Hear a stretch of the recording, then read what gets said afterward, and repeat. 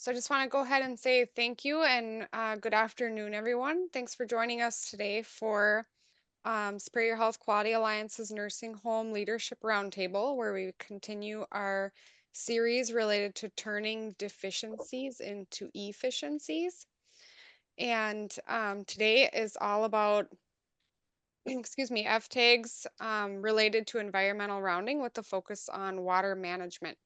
I'm Tabitha Meyer, a quality improvement advisor with Superior Health Quality Alliance, and I'm joined here by a few of my colleagues, Constance, Margaret, and I'm sure others from our organization.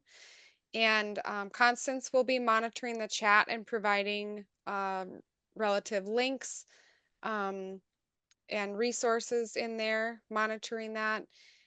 And we also have our guest speaker here today, Blake Walters, which he has presented just a few weeks ago, I believe, right, Blake, or Last maybe a month, month ago. month ago. Yep. So if you were on a month ago, you'll probably remember Blake, and he's gonna talk to us a little bit today. So as a reminder, we host these 1 hour sessions on the second and fourth Wednesday of every month. The first part is the didactic presentation, and then the last minutes or last half is for discussion and questions that you all may have. Um, Constance will go ahead and drop that presentation link into the chat so you can have access to the slides. And please feel free to unmute yourself at any time if you have any questions, comments, experiences you'd like to share related to Blake's material. Otherwise, you can certainly use that chat box if you want to put anything in there, ask any questions. And toward the end of today's event, we'll also have an evaluation link put in the chat that only takes 1 to 2 minutes to complete. So we really encourage you and ask if you're able to complete that evaluation. We value your feedback and we use it to make the experience better for everybody. So we'll go ahead and kick off, and we have a few slides here to start about some immunization updates that Constance will um, go over first, and then Blake, you can take over after that, okay?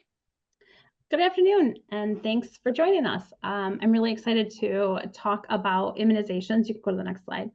At the end of about a month ago, the new 24-25 COVID vaccinations were approved.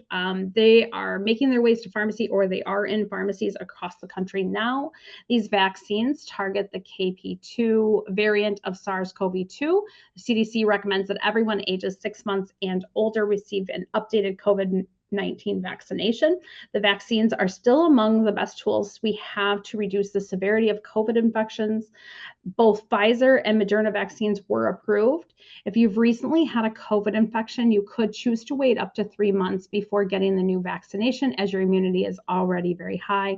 If you recently had a COVID vaccination, you could again wait the 3 months to stretch out your immunity, though you will be eligible 2 months after your last shot. Another important reminder is that it is safe and effective to get the COVID and flu vaccinations at the same time. Superior Health Quality Alliance is still providing free vaccination education and sustainability conversations, and we may have mobile vaccination clinics still available in Michigan and Minnesota for services through October 31st, 2024, depending on the clinic's availability. If you're interested in having a conversation with us about this, please email us at immunizations@superiorhealthqa.org. We will make sure to drop that into the chat as well. There were some changes into the NHSN reporting, up-to-date definition changes for COVID-19 vaccination reporting. Beginning September 30th, 2024, individuals are considered up-to-date if they have received a single dose of the 24-25 updated COVID-19 vaccination.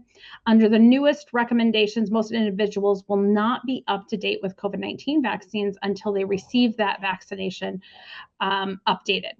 Facilities should report 0 up to date until individuals receive the 24-25 updated COVID-19 vaccine. Updates to the surveillance and up-to-date definition for each quarter can be found, and I'll drop that link into the chat.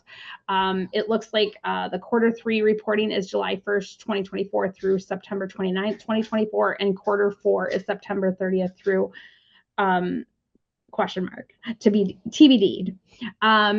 There are new combined respiratory pathogens formed for residents beginning September 30th, 2024. Facilities will begin to report respiratory pathogen vaccination case and hospitalization data on a new combined reporting form, and the pathway data reporting form for positive COVID-19, influenza, and RSV cases will be retired and archived.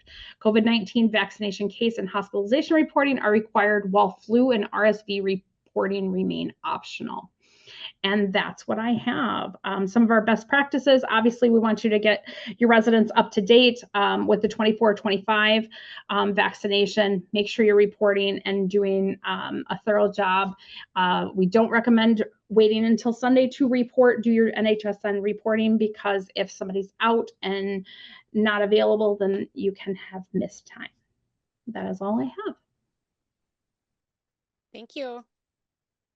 Go ahead, Blake. Sure. Well, I appreciate that. Thanks for everyone for coming out today to go over this portion, and thanks for everyone who came out last month to kind of get the initial start of the presentation and hit a lot what we talked about for kitchens and some general environment last month. So because we had a decent amount of information still to go over with water management and some other general environment, we wanted to come back and hit those today. But for those who were on last month's call, my name is Blake Walters. I am a environmental sanitarian with the state of Michigan. I am a federal healthcare surveyor that actively works with long-term care, ESRDs, and some hospital settings. I've been with the state of Michigan for about 7 years and been working in the public health sector for 12, with 10 of those being as a registered environmental health sanitarian. Just some objectives to have up. I didn't switch these much from last presentation because I still feel like they're relevant and valid. But through the course of the presentation today, I'd like homes to understand how they can better their environment. That environment today is going to be focused on water management, but at the end, we're also going to go over some other aspects of general environment maintenance and a little bit of infection control. Another objective is to show common environmental missteps and how to correct and avoid them. We'll go over some of those today with our different environmental tasks that we generally perform within the home. And finally, empower homes to take a proactive approach to minimizing risk within their environment. Not waiting and checking out, but being aware of the concerns that could be in the environment and try to have a proactive approach as opposed to, finding out there's an issue later on. To start off, we're going to go with the domestic water. And where is the risk? Why are we trying to make changes and implement measures to reduce risk? What is the risk? What it comes down to is other or opportunistic pathogens of premises plumbing. And Legionella is one of those pathogens. And what it comes down to pretty much is we have facilities that are, in very good positions to grow and spread some of these organisms if we're not aware of some of the risk factors that can increase the risk within the facility. So Legionella is a gram-negative bacteria commonly found in naturally freshwater environments and most often in warm water, which is 77 to 108 degrees Fahrenheit. That 77 and 108 degrees Fahrenheit is a good thing to write down. It's going to come up at least probably 3 or 4 other times in the presentation. But I will say anything that seems repetitive in this presentation is important, and I would keep note of it. Moving down, Legionella bacteria can become a health concern when they grow and spread in human-made building water systems. After Legionella grow and multiply in a building water system, water containing Legionella then has to spread in droplets small enough for people to breathe in. So the big component of that and the big understanding is understanding that it's aerosolized contaminated water that ends up getting people sick from the disease itself. Factors that increase the risk to domestic water, and what we're going to talk about quite a bit today. Dead-end lines, stagnant lines, low water flow, so minimal use fixtures. A dead-end line might constitute a line that used to be a shower room, for example, and all of a sudden they changed it to a social worker's office, so no one's using that shower anymore, no one's using that sink. The lines might have been capped off at the wall, but they haven't been capped off within 6 inches of the main line, which allows the water viscosity to move the move the water within that 6-inch capped off line, as opposed to leaving a dead end stagnant line. A stagnant line and low flow or low water flow lines are pretty much lines with minimal use. So say it's a vacant room, a vacant hallway, a janitor sink that no one's using, something like that, just make minimal use itself. Hoppers, I've been finding more and more common. Staff do not use hoppers on a regular basis comparatively to what they may have used decades ago. So just be cognizant about that. Other factors that increase domestic water, temperatures between 77 and 108. Legionella loves to grow between 77 and 108 degrees Fahrenheit. So being cognizant about that and trying to minimize the temperature variances we have between that 77 and 108 degrees is important. Keeping our cold water cold and our hot water hot. Having a pH between 5 and 8.5 is a good risk to increase growth. There's not a whole lot we're going to be able to do about that, but you can manage the pH and know what it is, and that would be aware within your facility. Sediment and repairs to the system, knowing that when we have repairs to the system that are done, plumbing concerns, whether it's leaks and stuff that are done, new equipment put in there, there should be a process to help flush out that system. The last thing we want is some of the disruptions to the system due to pressure and temperature to gunk up some of our equipment and to gunk up some of our plumbing elsewhere. And what that also does is it kind of loosens up biofilm, which can create an issue later on as well, which we'll get into. Finally, disinfection levels and lack of disinfection could aid in the growth of microorganisms. So understanding where we lied, is our water disinfected? Do we have a cooling tower? Is that disinfected? Do we have a decorative fountain out front? Is that disinfected? And how we can help reduce risk in those areas. Here's a couple figures I wanted to show up to help give a visual representation for what we're talking about a little bit. The figure on the left, talks about a cross section of a pipe containing biofilm. And once again, biofilm is also naturally occurring, and biofilm isn't all bad.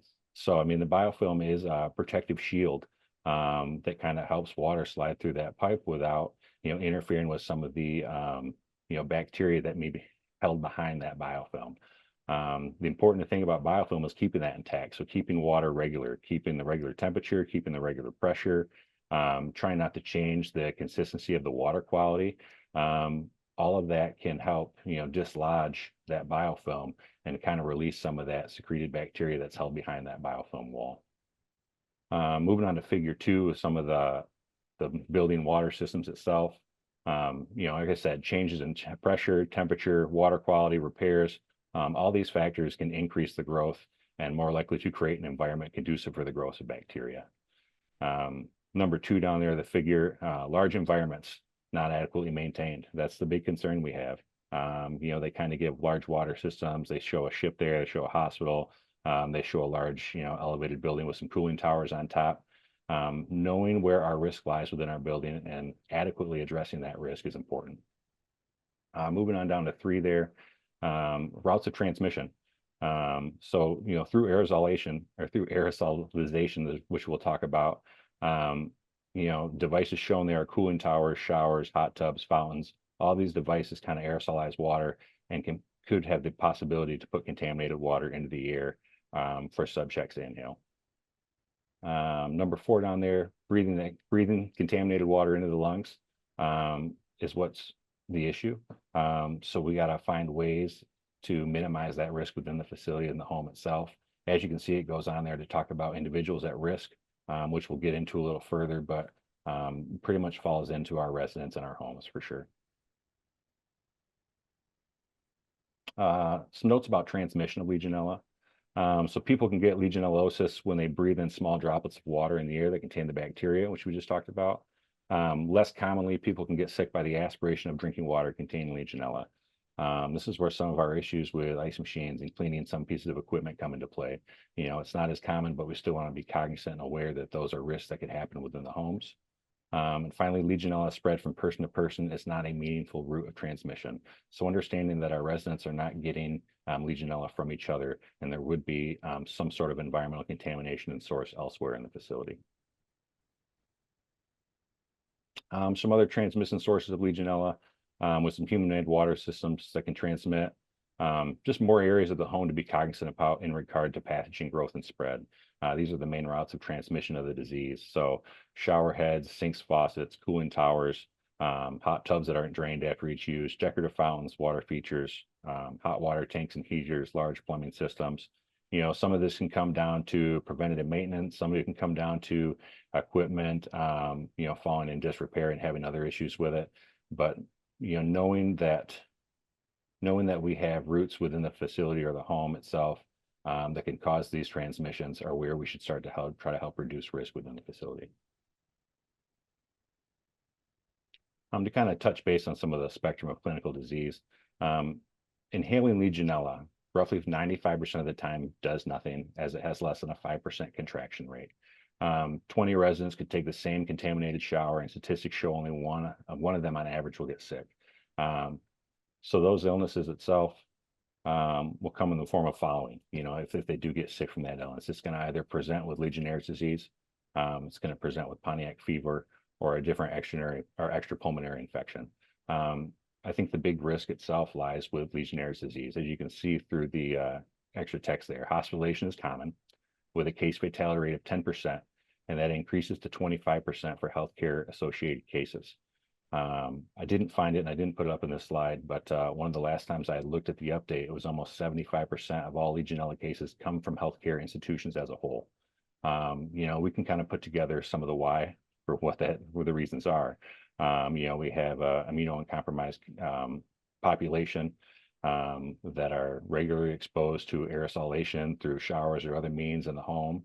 And then you got big water systems inside these homes that can kind of increase the risk as a whole, which is why we're here talking today, and which is why CMS wants buildings to take a much stronger stance upon this.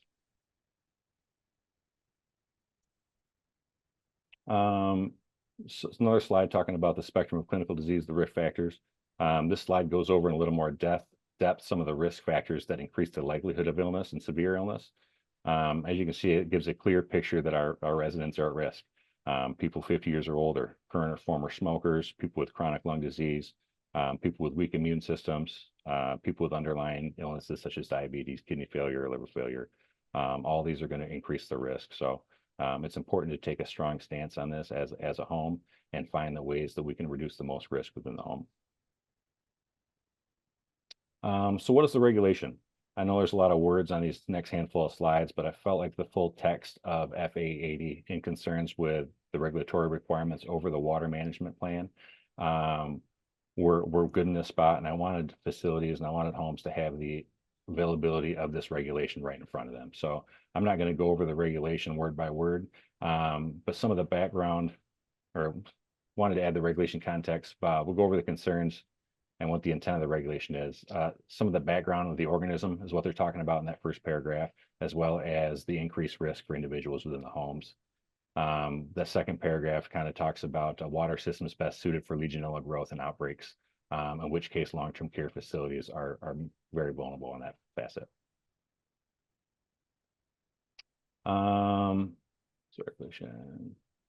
So what does CMS want me to do? This kind of goes here. CMS ultimate idea is that homes demonstrate measures that reduce risk of Legionella and other opportunistic plumbing pathogens by having a water management plan based on nationally accepted standards. This includes a risk assessment to identify where Legionella and other opportunistic pathogens might grow and spread, as well as control limits and control measures to help minimize the risk within the home.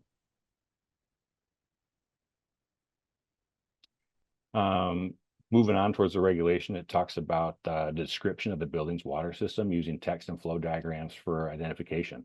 So in order to do this, you should have some sort of layout, and we'll go in where I have an example in some future slides going through a risk assessment.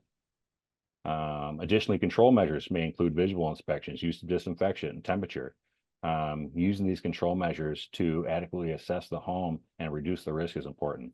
This is one of the biggest things I'm looking at when I'm on site for evaluating a water management plan.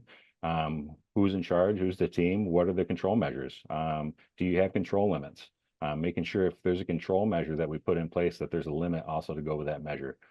Finally, that fourth paragraph down there talking about industry standard.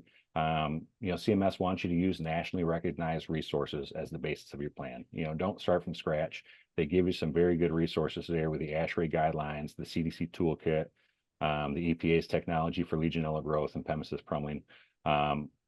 Those are all good resources to be had and should be included within your water management plan. Especially the CDC toolkit gives you a pretty much yes or no, questionnaire step by step for how to develop it, where's the risk within your home, and gives you good spots for where to start.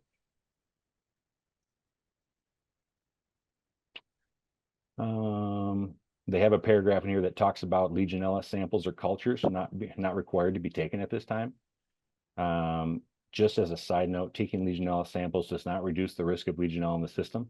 Facilities should focus on active and ongoing control measures that reduce the risk of growth and spread.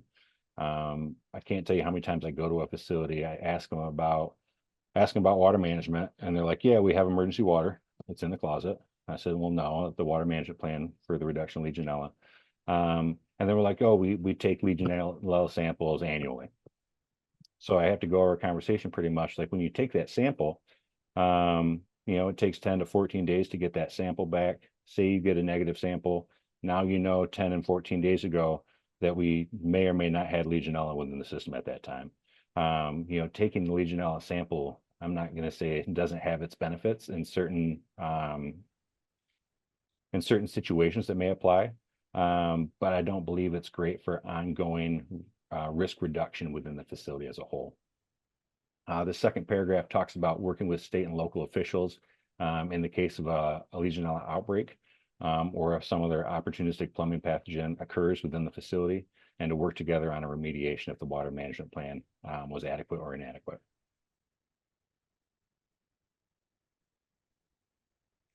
So where to start with building a water management plan? Develop a multidisciplinary water management team that could include the following, and you guys know your resources, you guys know your people at your homes and your staff well enough to be able to build that team together. I do feel like the important aspect of it is to have a multidisciplinary team so that's not stuck on one person. I do see the maintenance director a lot kind of taking over the water management plan through tasks and paperwork and putting it together.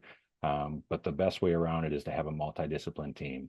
Your infection prevention is going to be much more understanding for the organism's growth and spread within the home than what your maintenance director is going to be.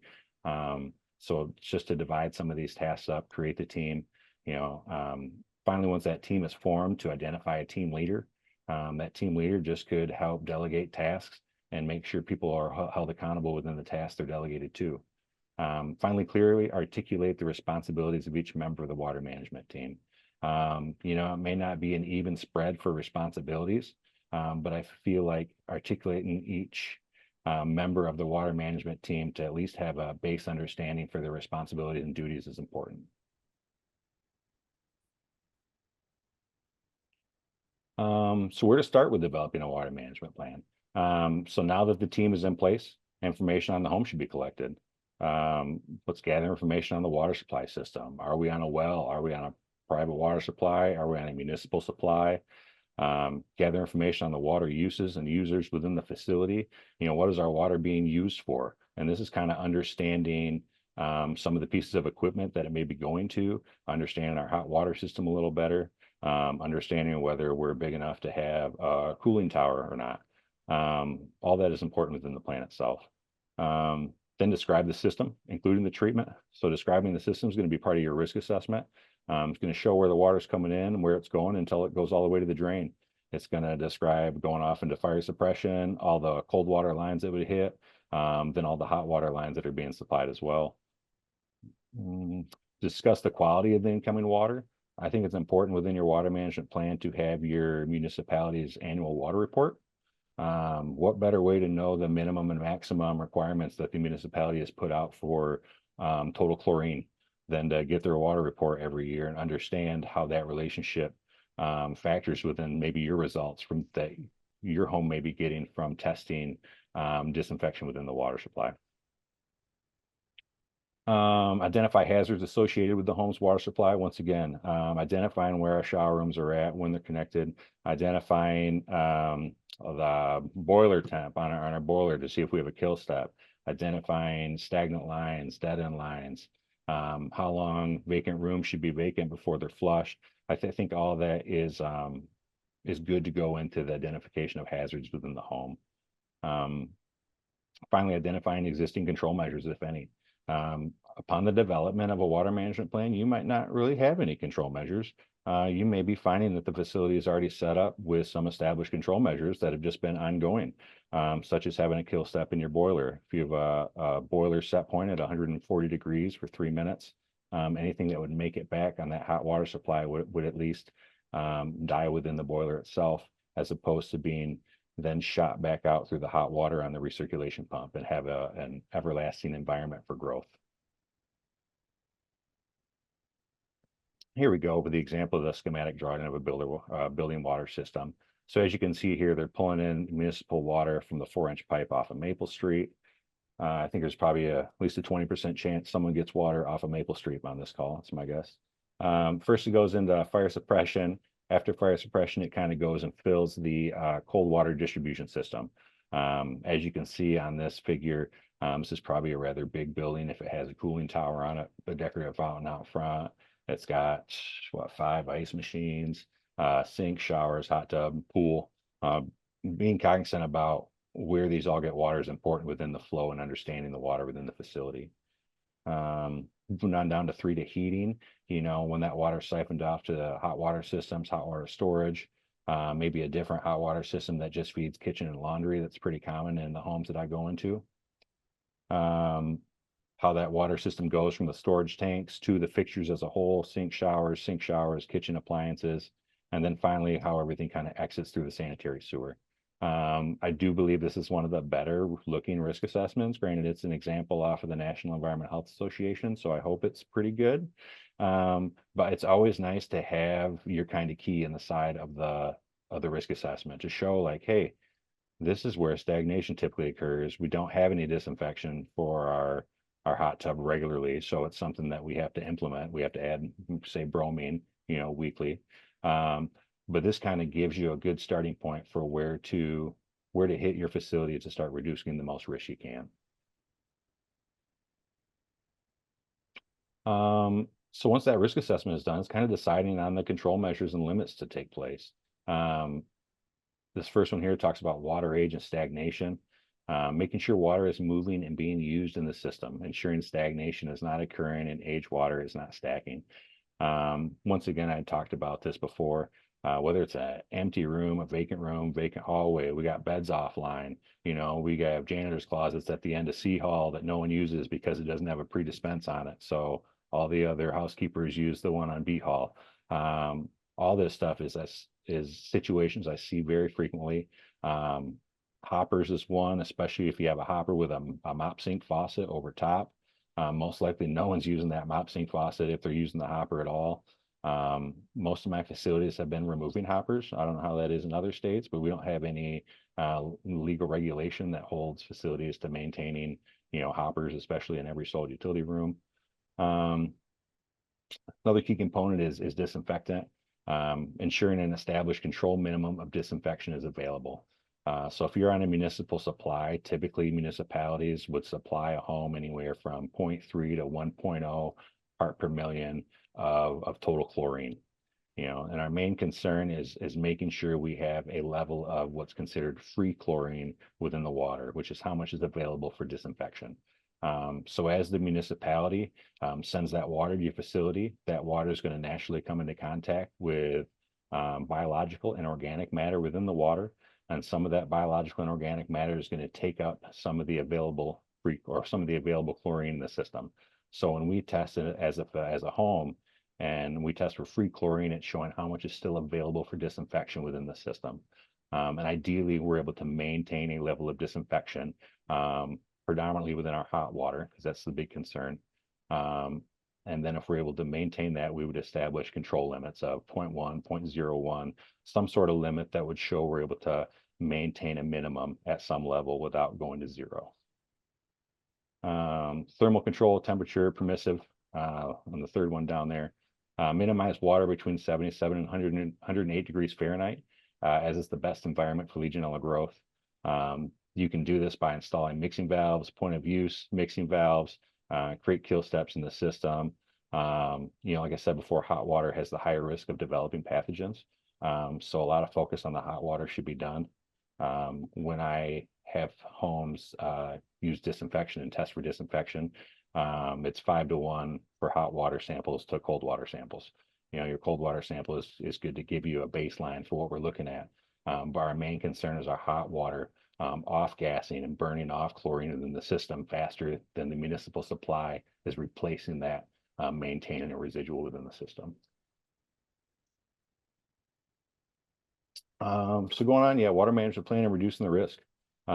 Things that are important that I look for when I'm on site. And now that we have all the information in our home and our home supply, it's time to develop that plan and reduce the risk of growth. So we need to utilize an up-to-date risk assessment, showing the home's layout and find where the hazards may be. Now that we've come together as a team and kind of build this risk assessment and understanding, let's utilize it to reduce the risk within the facility.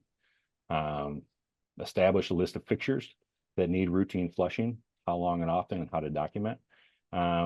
I just take a tour of the home, go in every room, hunt for water fixtures that might not be used often, talk to staff and ask them about their habits using certain water sources, such as the hopper, janitor sinks, utility sinks. Look for brown water, search for rooms that have been modified or changed over the years, old shower rooms, now the social worker office. How does it look when a wing is taken offline, empty beds, rooms, etc. All that comes into play. When I'm on site during survey and I'm doing my environmental rounds, I am searching for brown water. I am searching for fixtures that aren't used. I'm trying to ask staff what's going on, if people are using this or not, because it's just indicative of something being overmissed or being overlooked on a plan itself. Establish possible testing protocols for disinfectant residual within domestic hot water. Possible supplemental disinfection if not provided with a sufficient level from the municipality. Finding what testing protocols best fit the home. If supplemental disinfection is something to look into, always good to gain an understanding of where our disinfection levels are within the home. Maybe if you're finding 0 parts per million, more than likely you're not going through your water as fast as what the system was designed to handle, and the home is burning off or gassing that chlorine at a faster rate than what we would like to see. In the state of Michigan, if you want to supplemental disinfect your water, you do need a permit through the Environment of Great Lakes and Energy. I have a fair amount of facilities on private water supplies that are already overseen by that department, given they're a type 1 water supply that serves the public. So if you're a home and you're not hooked up to a municipal supply, it would just be going through your permitting process, and whoever permits your annual testing of your well, your monthly supplies of your well, to go for that. I do have some municipalities too that have facilities or homes on the outside of their jurisdiction that just have a hard time maintaining residual. I don't think it's a bad for those facilities to look into supplemental disinfection as well. It's just making sure they go through it with the appropriate means, the appropriate avenues, get a hold of your state agencies and figure out how to best do that so that someone like myself doesn't show up on site and start asking a bunch of questions while you're putting chlorine in the water without a permit for it. So finally, ensure the water management plan is active and ongoing. I stress active and ongoing because sometimes it gets set up, it gets put into place, and then it just kind of withers away. I think part of that is because it only requires an annual review. So if you only have to review something annually, a lot of times it could go by without having much of a look at it. I suggest facilities add this to a monthly QAPI meeting, 5 minutes at the end, safety meeting, something like that, just to ask, see what's going on, make people think about it, and make people aware. So just some more ways to reduce.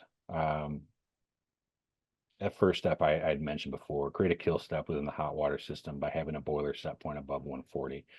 This may not work for all facilities. It may require that you install a mixing valve. Obviously, you don't want to send that 140-degree water to the floor for domestic use. So you would have a main mixing valve installed that would drop that water from 140 down to say 115. And then once that water is 115, it would be suitable to send for domestic use on the floor. Removing the dead end or stagnant lines we had talked about within 6 inches of the main line. That 6 inch is a plumbing standard. So if you're removing those dead end lines, or if you remove a fixture or a sink, if you're changing the use of a room, just be cognizant about where that water is coming from and trying to have the availability to either cap that line within 6 inches of the main line, or don't make it a permanent dead end line and know you're going to have to go back and routinely flush that fixture. Team participation, I think, is very important for this. So often it gets put on one person or two people, and I do believe that's advantageous nature to have a team approach. My best ways for this is to talk to maintenance and housekeeping. Maintenance shouldn't need to go to every room and flush fixtures on a weekly basis if housekeeping's already going into every room on a daily basis. Talk to your housekeepers about turning on that hot and cold water and letting it run while they clean that room. And then I think it just builds more understanding within the home itself about the importance of risk reduction in water management. Just a picture real quick about a main mixing valve in a home that is computerized. So it reads the temperature, keeps a domestic supply at a certain level. In connection with a 140-degree boiler, this would allow a kill step in the system, help maintain the hot water loop above the growth phase of 108 and below the required 120 degrees lower for domestic use. Point of use mixing valves could increase the loop temperature well out of the range of bacteria use. So say you didn't have a main mixing valve, but you had point of use mixing valves. So the point of use would be at every sink and every fixture. So you could have your main loop still above that 108 degrees. You could have it, I've had facilities have that main loop 125, 130, 135 before. And then once they hit that point of use mixing valve, the water temp gets dropped down to 115, for example. It's just many different ways that you could come together as a home to help minimize risk. I just want to be open to all ways that facilities could utilize risk reduction. Now just kind of touching base on some of the other environmental issues I come across the most when I'm on site. General cleanliness, general repair, plumbing cross connections, which I do want to touch base on today, and then water management plan not active and ongoing. So maintenance with some general rounding, ensuring domestic hot water is in acceptable range. I'm sure it's a part of most maintenance daily or weekly checks at a minimum. I touched base on this on last month's presentation, but I do think there's two things that are important to talk about here. One is to verify the time and the day that the checks are made. If you're the maintenance director who comes in, or if you're the individual who temperature or regularly checks the temperatures in the morning, they're not going to be the same hot water temps you're going to get in the afternoon. Water use just kind of dictates how the temperature ebbs and flows through the course of the day and then the week. And I found so many times that hot water tends to stack around 2 o'clock, for example, when the no showers may be given, the washers aren't using much, dishwashers not being used much at that point in time. And if hot water is allowed to stack in the system, it is going to increase temperature. And I found, like I said, a little over 120, 123, 124 in places that, usually don't get stuff over 116, 118. So use the right tool. Don't use what I have in the picture here, which is an infrared thermometer. Don't use that to test your water. It's only good for surfaces, not the insides of actual substances. So just a quick discussion on the picture to the left too. There's a heating plate, a heating ceiling tile. I was so hot in that bathroom and I didn't understand why, and I realized that the heating tile was on and it was well over 200 degrees. So even though I thought that was going to be not a good thing for the facility, the regulatory requirement is that temperatures that are above 7.5 feet from the floor don't have a minimum required on them. So there was no issue with that, believe it or not. Ambient temperatures, we'll kind of go by real quick. Just know your hot and cold spots in the facility. Most facilities I inspect or homes I inspect are not brand new. Maybe don't have forced air ventilation. You just got some rooftop units. You got radiant boiler heat. All that takes time and complexity to fully pass through the home. So understanding your hot and cold spots is important. Ensuring proper working order of equipment and reasonable timeliness of repair. Stay on your preventative maintenance schedules. Use your work order system, use your tel system, and make sure you're not waiting for that exhaust fan belt to break, that you're not waiting for that, ice machine to look dirty before you go clean it, etc. Keeping on your schedules can prevent a lot of this stuff ahead of time. Just some other quick pictures here. On the left, we have a manual mixing valve. That would be for a main of the facility. So that would be, moving water down from the boiler to domestic use. I believe this one actually still goes towards goes for kitchen and laundry at that point in time. But then the one on the right, we have just a hot water temp. It's what I would suggest testing your hot water with. That's a rapid read digital thermometer. So it reads from the tip and reads very quickly. You're not sitting there waiting. I would not suggest anyone to use like an old dial thermometer where you have to insert the entirety of the stem up to the dimple to get an accurate reading. And here we have some janitor sinks, which I do want to touch on quite a bit. That picture all the way to the left is a janitor sink with a wasting tee. The janitor sink is on right now. You can see that wasting tee kind of spitting water into the bottom of that sink. What those wasting tees do is they help maintain the integrity of the vacuum breaker. So the vacuum breaker is kind of that mushroom top in the back of that sink.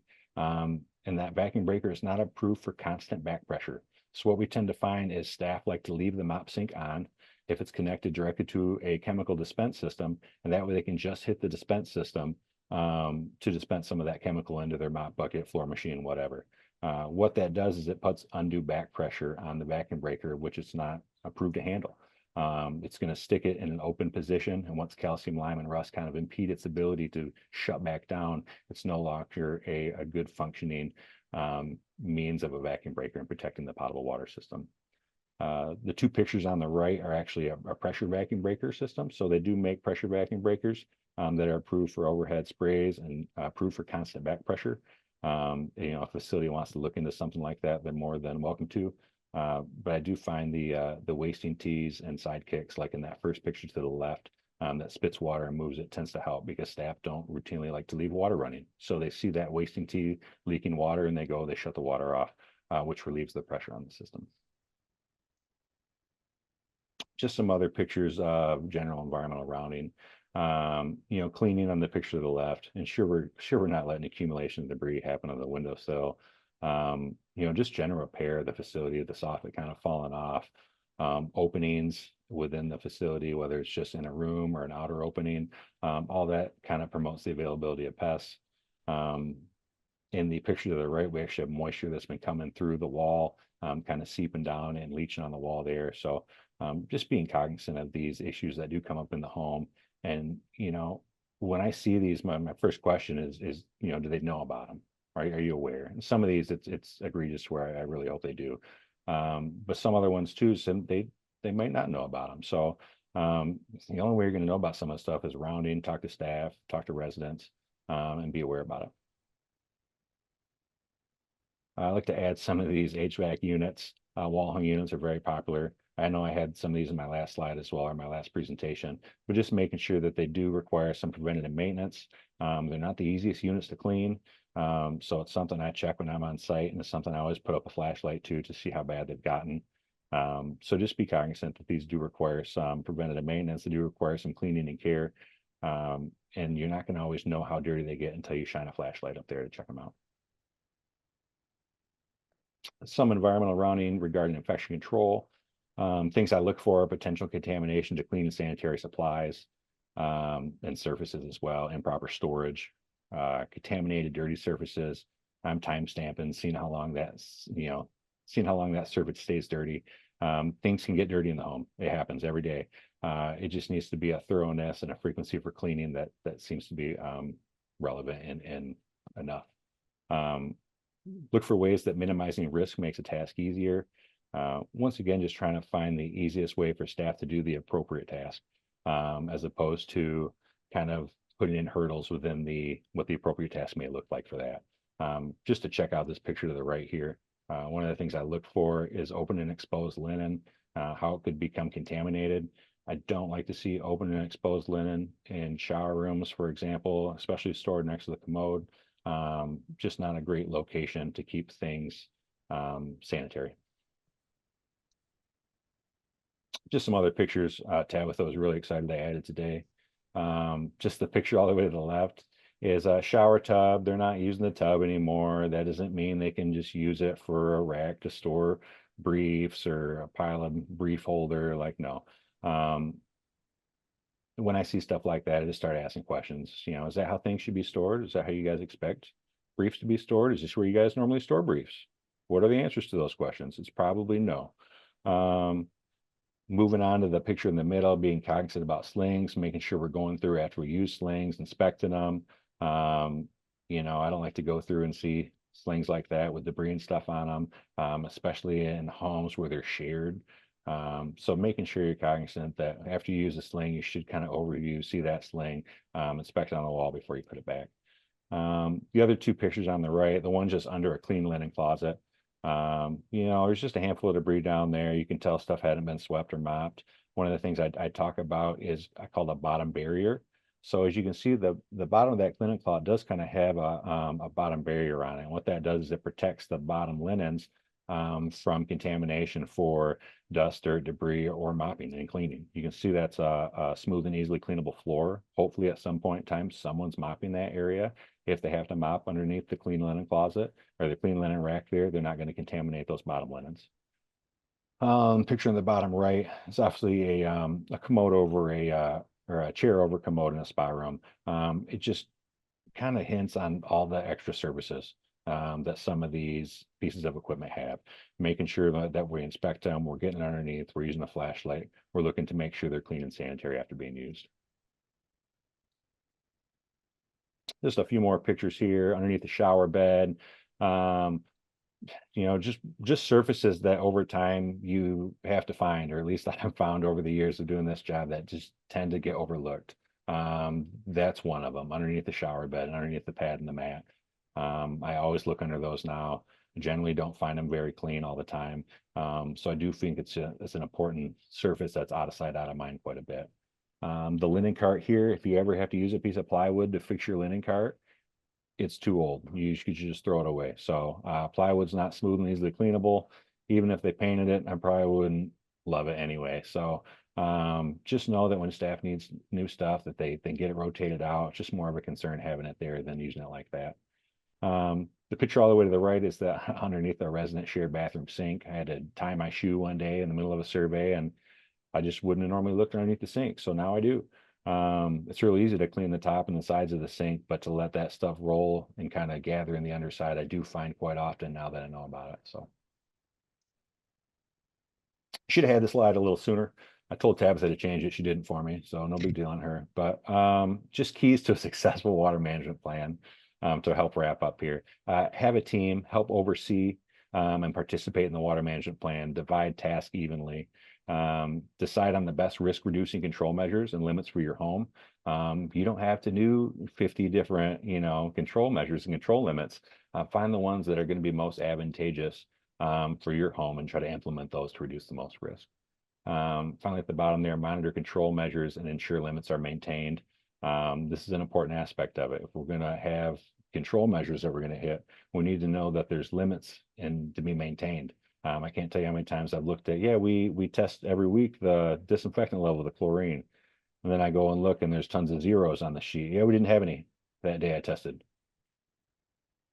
What are we doing then? I mean, there's no reason to test if we're not going to try to maintain a control limit for it. So being cognizant about control limits and being maintained is important. There we go. I got some resources there for water management. The number one resource there is for that NEHA. They do give a very good template for facilities who are interested in it. Number two, we have the state operations manual, just taking that regulation right out of the context, and then system stock photos I had in the end.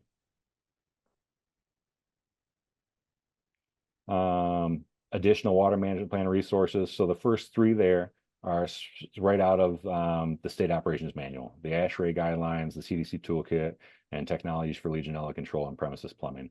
The bottom is a training I did have on the last presentation as well, which I found to be very helpful. It's free, it's about 3 hours, but it does give very good insight about how to develop a water management plan for a healthcare facility. I made it. You did. Constance, is there any thing in the chat that we should bring up? I did remind everybody that we still continue to have emergency preparedness plans that can be reviewed at the public health email that I listed in the chat. So if you have a concern about your facility's emergency preparedness plan and you haven't had it reviewed, or you have had it reviewed and there's been changes, please feel free to email that to the uh, public health EP at superiorhealthqa.org. Our experts would love to review that for you. If you're interested in an immunization clinic, the only question that we had was a facility that was changing ownership, how she might be able to share the link. And so I answered that. I did have a question though about the slide where you were talking about the facility assessment and the risk assessment. Um, where is that resource located? Because I really loved the picture of where you were um, showing where everything was, and it was in a kind of a map scenario. We do Yep. have that, like when we're reviewing them, we look for things like that that are helpful. Is there Yeah, if you somewhere that we could if you get that? look, if you the link for the water management program template right there, that's where all Okay, that stuff was off from. perfect. Like I said, the National Environmental Health Association does a pretty good job of setting forth a template to use. Some of those were just examples, but all those could be, formatted to kind of best fit your facility. Okay, So that's where that was taken out of. perfect. I Thank think you. it's just a PDF document too. Yeah, I just wanted to make sure I sent it over to, we're creating a facility assessment document for Superior Health, and I thought it'd be a really good resource for us to include as a resource for our participants. There was one question last time that I'd like to Oh, sure. kind of bring up. Someone had asked about 105 degrees for a hand sink, and if that was, or Yes. 105 degrees, and how much of a concern was that? And after the call got off, I'd realized I kind of gave an answer that was more direct for resident preference and not Okay. for something like the increased risk of Legionella. So, one of my assumption at the time was this was probably coming from a point of use mixing valve, like a hand sink, which would cause much less of a concern as long as the overall system as a whole was still, well above that 105 degrees. And it was just that point of use mixing valve that may be failing that was decreasing that temperature. But ideally, we would want the entire system over that 105 degrees um, to help reduce the risk of Legionella growth within the facility. So just add that there. Okay. I'm trying to think of the other questions that they had in the last one in case some of these people were not attending in that one. I don't remember them though. If something comes up and you get something later on, you guys get an email Yeah, in, just feel free to send me an email too. I got no problem with that. absolutely. Absolutely. Um, what would you say is the easiest way for them to, what's the easiest fix? Like if you could find something small to take to Quappy and say, hey, we're going to fix this portion right now. We're going to focus. We're going to put a PIP on it. We're going to really do a project for it. What would you say is an easy start to get the momentum?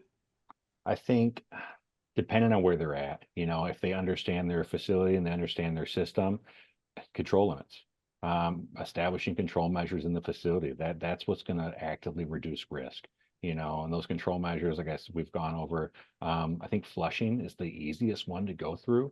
Just being aware that, like, hey, if we have a fixture that's not used in 7 to 10 days, we should flush it every 7 to 10 days. We don't need that stagnant water sitting in our water lines, it being conducive environment for bacteria growth.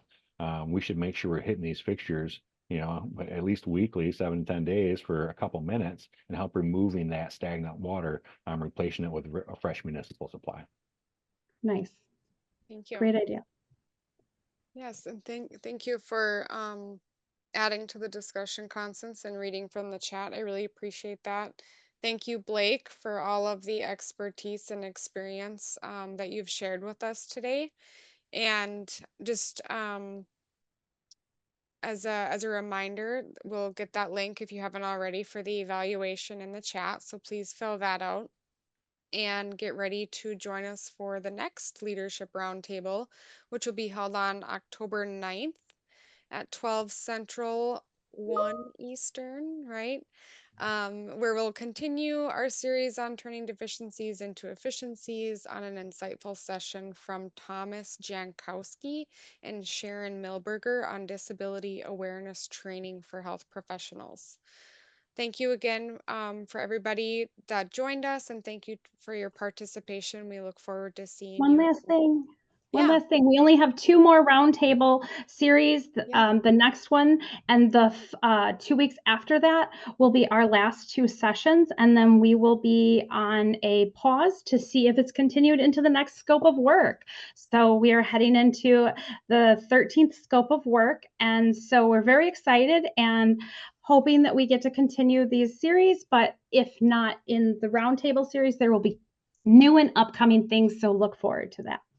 Yeah, and also as a reminder, all of these events are recorded. So if you wish to share any of this information with your colleagues or counterparts, or anybody that may have interest in any of the topics that we've presented at this or previous roundtable events, you can go over to our YouTube channel, and we have a playlist of all of our recordings. They do have topic titles, in each video recording.